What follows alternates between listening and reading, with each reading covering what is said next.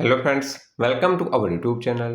આજે મિત્રો આપણે માહિતી મેળવીશું ગુજરાત ગૌણ સેવા પસંદગી મંડળ ગાંધીનગર દ્વારા જાહેરાત ક્રમાંક 424 એક્સ-રે ટેકનિશિયન વર્ગ 3 સંવર્ગની જગ્યાઓમાં સુધારો કરી અને વધારો કરવામાં આવેલ છે. મિત્રો, એક્સ-રે ટેકનિશિયન વર્ગ 3 સંવર્ગની સીધી ભરતીથી ભરવામાં થતી જગ્યાઓમાં સુધારો કરી 14/7/2026ના રોજ વધુ 24 જગ્યાઓનો ઉમેરો કરી કુલ 270 જગ્યાઓ મંડળ દ્વારા સુધારો પ્રસિદ્ધ કરવામાં આવેલ છે.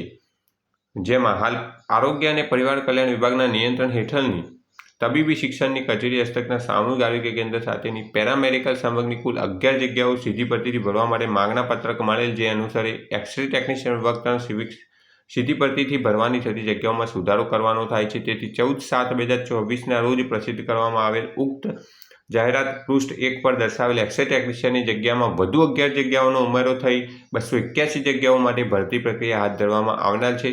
જગ્યાઓની સંખ્યામાં થયેલ વધારાના પરિણામે અનામત કેટેગરી મુજબની જગ્યાઓની સંખ્યામાં પણ સુધારો થયેલ છે. આથી નીચે દર્શાવ્યા મુજબની ભરતી કરવા માટે જગ્યાઓ સંબંધિત ઉમેદવારે ધ્યાને લેવા જણાવવામાં આવેલ છે.